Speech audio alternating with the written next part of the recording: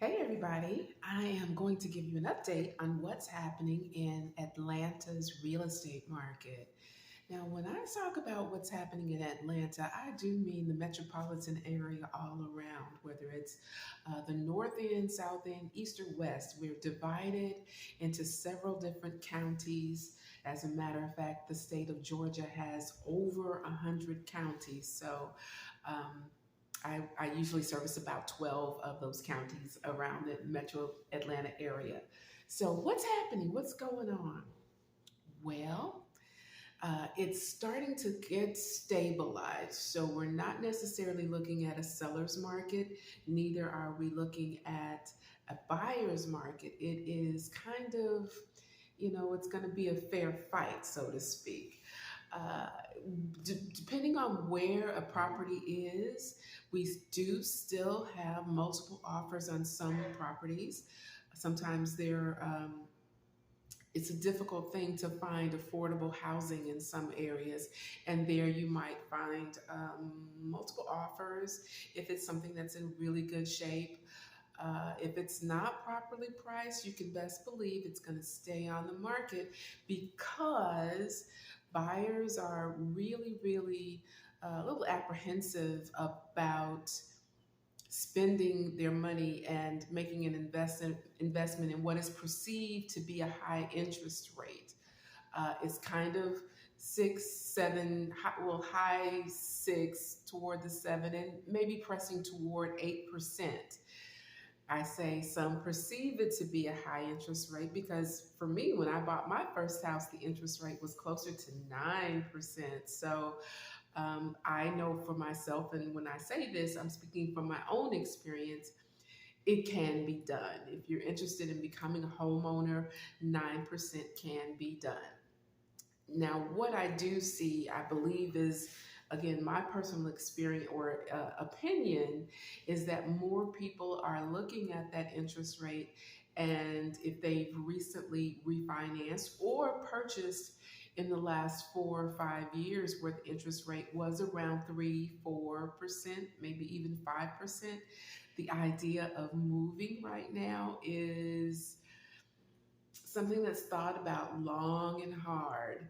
So we are seeing people who have to move that are placing their homes on the market. And by the way, feel free to give me a call and I'll help you with that. But yes, it is someone who may have lost their job or downsizing because you just got to downsize. There's no point in living in a 5 bedroom house, just the one or two of you. We're seeing people who are moving across town or across the country that are moving and they're putting their homes on the market. Divorce, all sorts of family change situations. Those are the folks that are putting their homes on the market. That being said, I want to bring back something that I specialized in when the market absolutely did crash. That was short sales.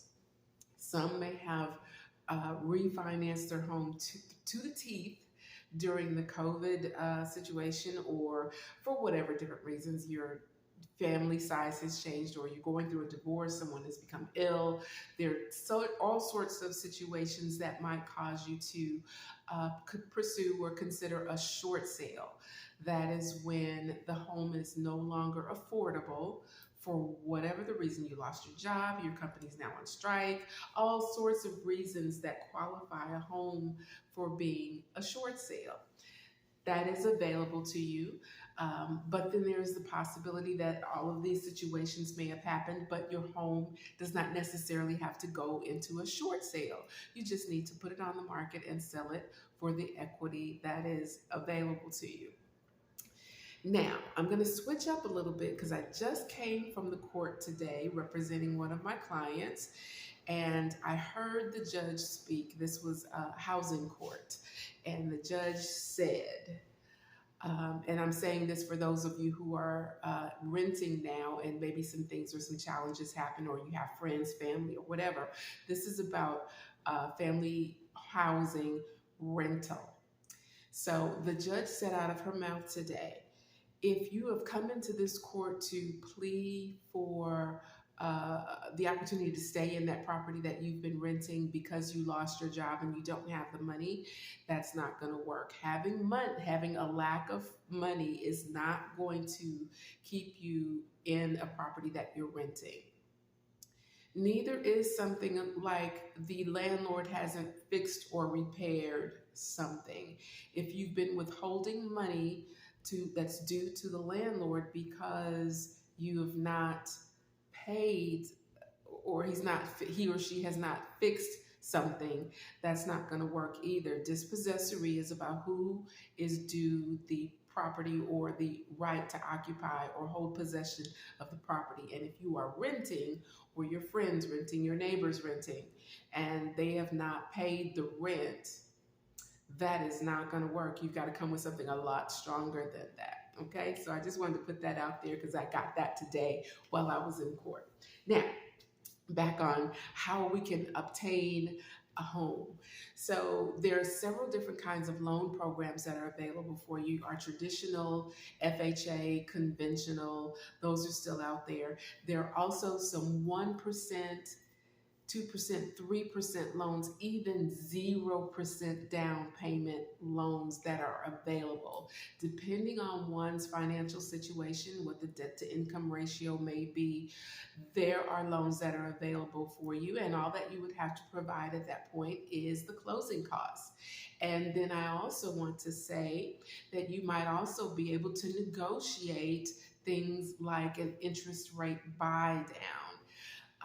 To talk a little bit about what that is, when you are trying to buy a home and the rate, as I said, it's creeping on up there. It's higher than what we have experienced over the last 4 or 5 years. So it's quite uncomfortable for some. So an interest rate buy down might be one of the things that you negotiate in the process of buying your home. Let's say the interest rate is offered at 7%. What you would want to do is ask the seller of that home to buy the rate down 1, maybe 1.5 points. That would bring you down to 6.5 or 5.5, depending on what they are willing to contribute in closing costs, because interest rate buy down is part of the closing costs. So as you are thinking, I want to buy a home, but the interest rate is too high, let's talk about that. Let's get on to just ask the questions. Just get in front of a realtor, get in front of a loan officer to see what your options are to becoming a homeowner. Because believe this when I tell you that being a homeowner is far greater and far more important to your future, to the future of your family, than continuing to rent for the sake of not asking the questions, for the sake of not getting the wisdom that is available to you. Wisdom is free. You just have to ask the questions. This is why it's so important. If you're paying rent every single month and $1,000 a month, it's just make it nice and easy. $1,000 a month. At the end of the year, you've paid $12,000 out, gone, poof, you'll never see it again. There's not even really any tax deduction for paying rent. But if you're owning a home, even at the amount that the interest rate is, that is an amount that is deductible. So if you're paying 4% interest, then your tax credit, or the amount that you're able to deduct on your taxes, is lower than if your interest rate is 8%. Let me say that again so that it's really clear. If you've got a higher interest rate that you're paying because you're buying a home, your tax deduction, or the credit that you're going to get back, will be higher. Yeah, so you'll be saving money even if it's not on a monthly basis. You'll be saving it once you start paying your taxes. So don't let the interest rate be a discourager for you. It's an opportune time to just see some money coming back. The other reason that you want to make sure you're considering buying a home is that over time, over the life of having the loan, you're paying that money out, and 3 years from now, you decide you want to sell this home and move somewhere else.